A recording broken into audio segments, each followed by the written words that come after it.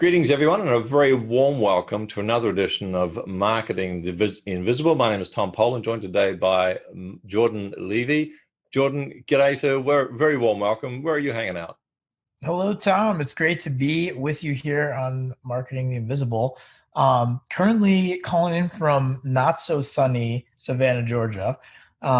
Currently just here for a week, actually on the move ever since I left New York in March, right as the Wow. pandemic was starting in New York City. So, yeah, it's been really great experience to kind of live and work on the road.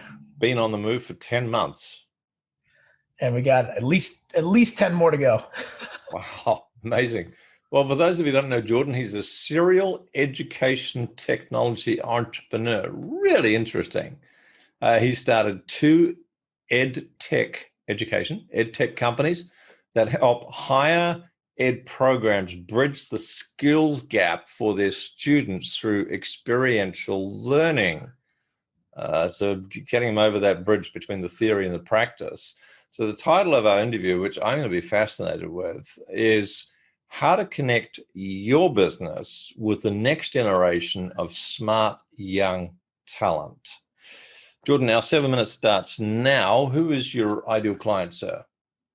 So we love working with companies that want to connect with that next generation and stay relevant forever.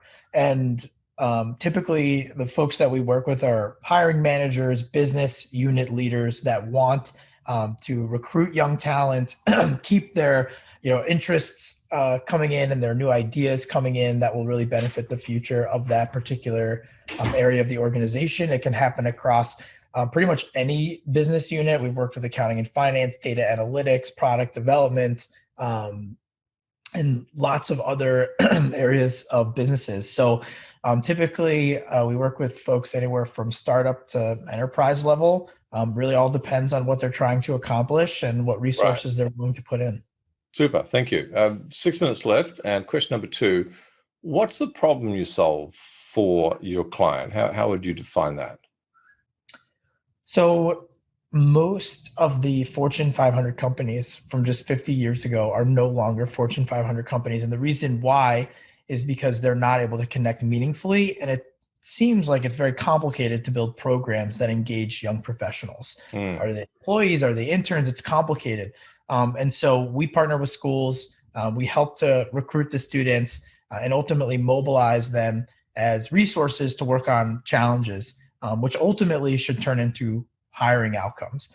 And so that's really our role, is to really create an ecosystem and really provide efficiency and effective tools for building these programs and managing these programs that result in exceptional learning experiences and also hiring for organizations that are growing. So a true win-win. Fantastic. So tell us about, you mentioned some, a whole lot of the Fortune 500 companies that 20 years ago are no longer Fortune 500 companies, and they're sort of almost declined through a lack of fresh, often young, smart people that can view the world through a current reality rather than an old paradigm. Other than that, question number three is around the symptoms that a business leader would be noticing in their business that would give them kind of a heads up that they need to talk with you. 4.5 minutes left.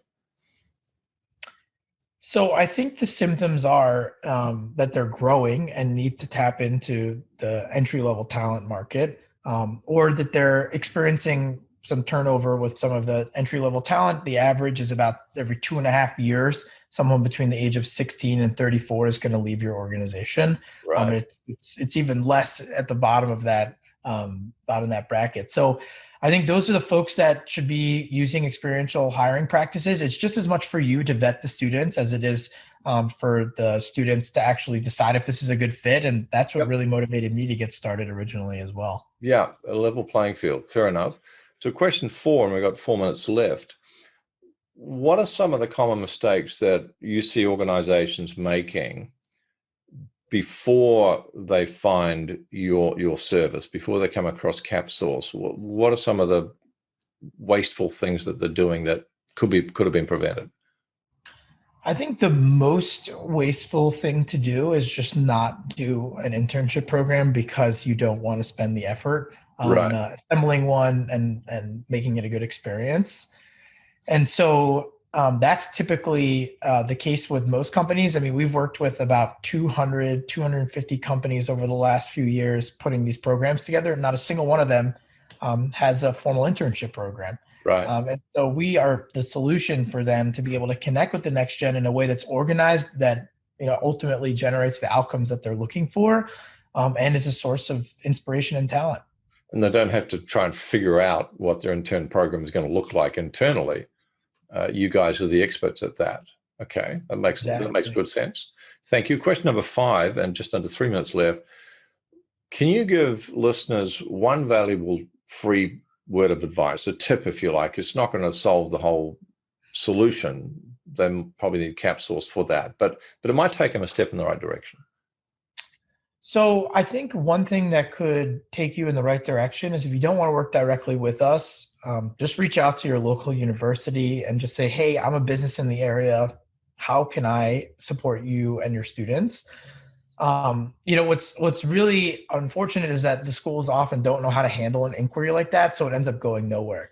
But what will happen if it's an effective organization or one that's using CapSource, they'll find a program that actually can support you and has the right, education mentors and project scoping folks to make sure that the project is off to a good start. And so that's what I would encourage you to do if you want to connect with the next gen and you just don't know how. Perfect. Thank you. Minute 45 left. Question 6 is, where can people go to get more information? So capsource.io or my LinkedIn profile is an easy way to learn about us. You could see the different perspectives of our platform as a student, as an educator, or as an industry user.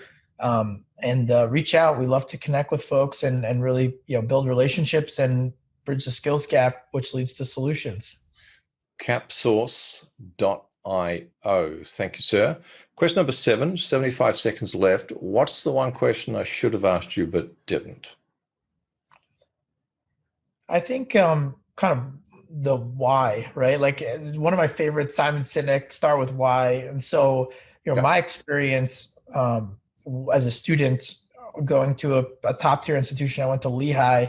I only had one internship when I graduated, and that internship was the single-handed most important factor in defining my career.